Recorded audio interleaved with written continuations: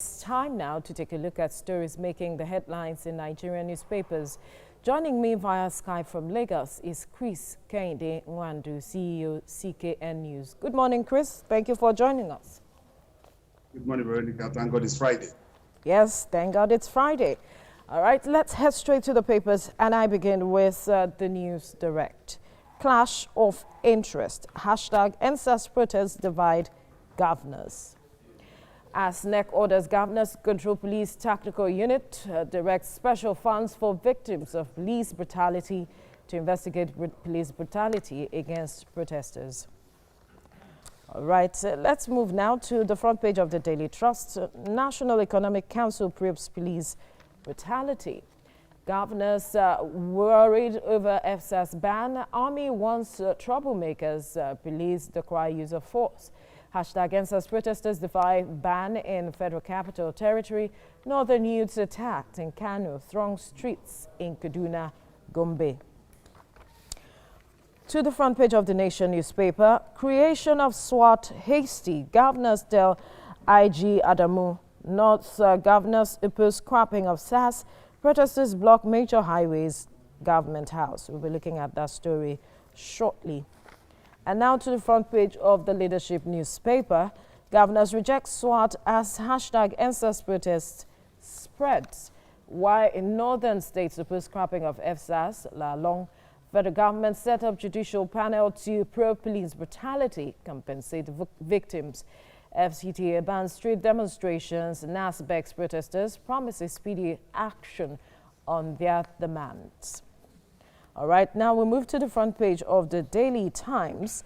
Southern leaders tackle North on restructuring state terms. Southern leaders tackle North on restructuring state terms. That story on the front page of the Daily Times. Now, let's look at the front page of the Nation newspaper. Chris, creation of SWAT hasty. Governors are saying, they're telling the Inspector General of Police that perhaps the move to create SWAT is seeming like they didn't have enough consultations and that it's too hasty. I wonder what your reaction to this statement by the governors is. The reaction of the northern governors to me, I don't think it's necessary for now. Yeah, they have a right to add their voice, but I believe that what we should be looking at is the Nigerian Governors Forum, not Northern Governor Forum or Southern Governor Forum. The attempt to divide the NSAS protest and movement along regional line is not something that we should be talking about now. That in itself will bring a lot of problem, and if care is not taken, that in itself will lead to a lot of violence, both in the south and the north. So our leaders should be more careful, very, very careful. This is not the time to politicize what is going on. There should be a concerted effort between the north, the governors of the north and the south, and this is where the chairman of the Nigerian North Forum should show leadership and make sure that he brings all their members together to put one voice to this. It's not a northern or southern issue. The problem has been endemic. For 3 times, SARS have been banned. I don't know if they ever raised their voice during the first, second, and third banning of SARS by the federal government. For them to come now to say that they do not support it and the rest of it, this is not the way to go. Everybody is facing this, and the government is trying to douse the tension, as it were. The IG, the various governors, and even the president is doing all he can to make sure that this does not escalate. So I think we should be very, very careful. But some persons, some Nigerians believe that they have a right to speak, perhaps because of the peculiarities of what is going on in their states, looking at the security concerns there. Yeah, my first statement was that they have a right to say that, but that they should be. But the one that we should wait and see the nature of the new one, the SWAT being created by the IGP. I'm sure that it will also take cognizance of this, some of these issues being raised, if not more. The whole idea is to make sure that we have a police force, a tactical police force that's relevant, that is in tune with their mandate, and making sure that whatever is their mandate, they'll be able to achieve that without necessarily going into areas that it does not concern them. Yes, I agree. They must have made a lot of inroads, especially in the north, with the nature of insecurity in the north. But that does not necessarily mean that the team is is 100%.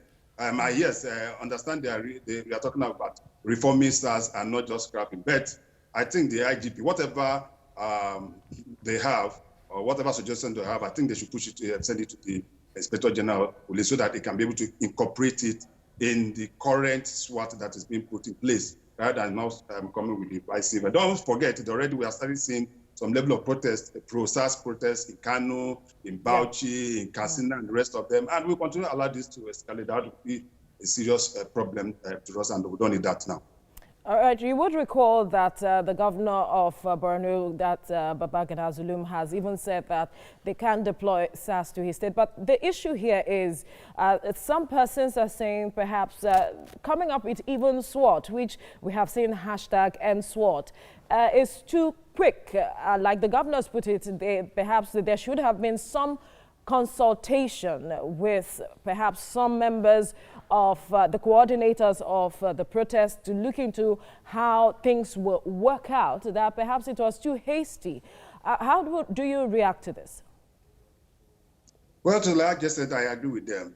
Some of us still believe that, yes, the coming of SWAT was too quick. Some believe it's just a renaming, just renaming SARS with that. But don't forget that issue of security, we don't need to leave a vacuum. If you withdraw SARS and you don't have something to be able to replace it immediately, that in itself will cause some security challenges across Nigeria. But the question you always also ask is that the police, what is the role of the police, since they have the mandate to be able to handle internal security? But that is neither here nor there. I believe that, yes, it might be a bit hasty, but it would be very more dangerous for us to just leave it at that, because this is a unit that was specially created for certain purposes, which the conventional police are not able to handle. And so if we're going to have withdraw them from all the areas and rest of them, we should be able to quickly find something to be able to replace them. But my own is, first and foremost, I believe that what we need is not much of a withdrawal. We need leadership within the force. We also believe that our police officers need a lot of orientation, and the way they behave and is not the best. Then also, it should be holistic. We should also look at the way the welfare of our policemen.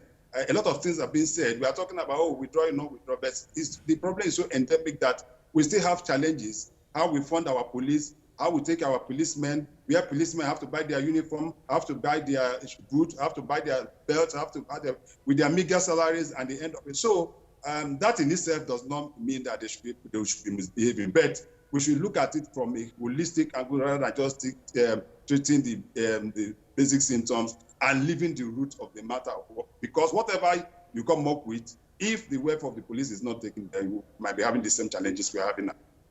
The National Assembly is promising to look into a whole lot of these issues that you have raised. Are you confident that perhaps it will be holistic, like you have rightly mentioned, because there has been several attempts at police reforms, and the bill recently was passed into an act.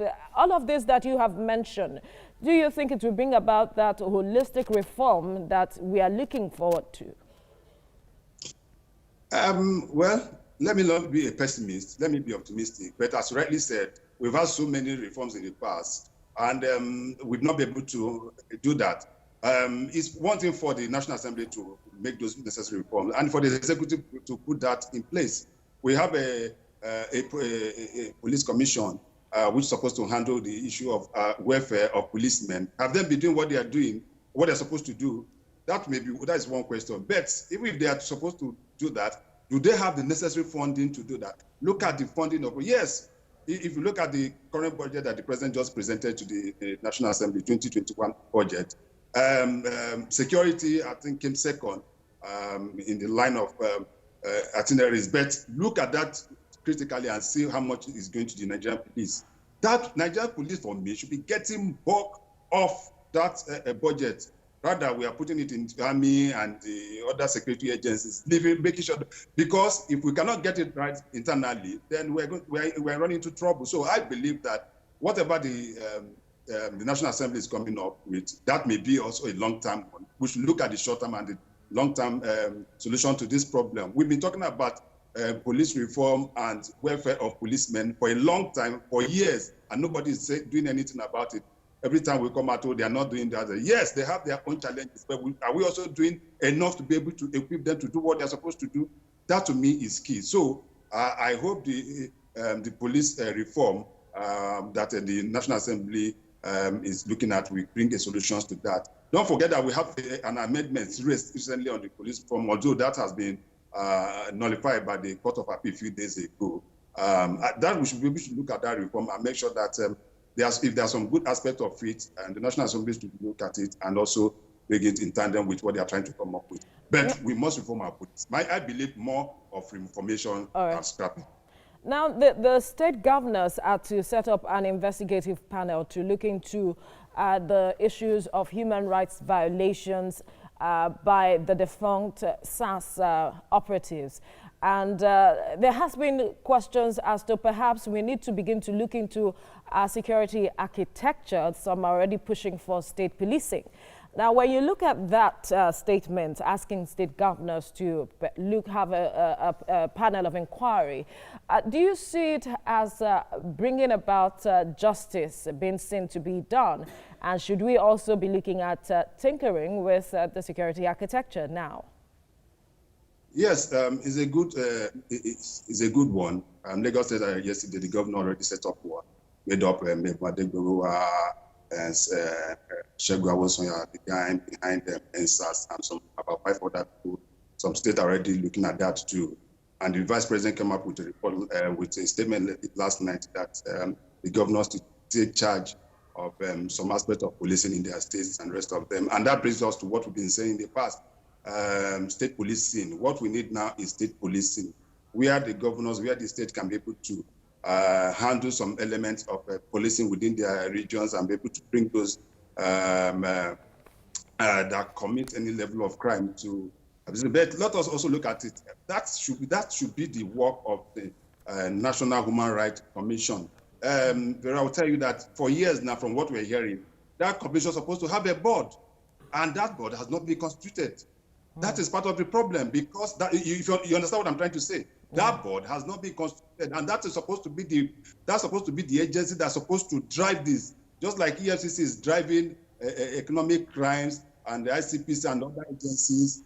The National Human Rights Commission should be empowered to be able to handle this, and so that we can be able to have a holistic. If people have any challenge or any problem with the security agencies or any of the agencies, they should be able to know who to report to, and action should be taken, immediately investigated. And so we shouldn't just make it a one-off panel we just set up after that they send back their report and that's the end. We should look at a long-term solution where we need to make sure that National Human Rights Commission, that is basically set up to handle issues like this, are well empowered to handle issues and make sure that erring policemen or security men, it's not just policemen, some soldiers also misbehave and some other security agencies, so that people can have confidence in knowing that at any given point in time where their human rights have been breached, they have an agency that they can report to. That is the way to go.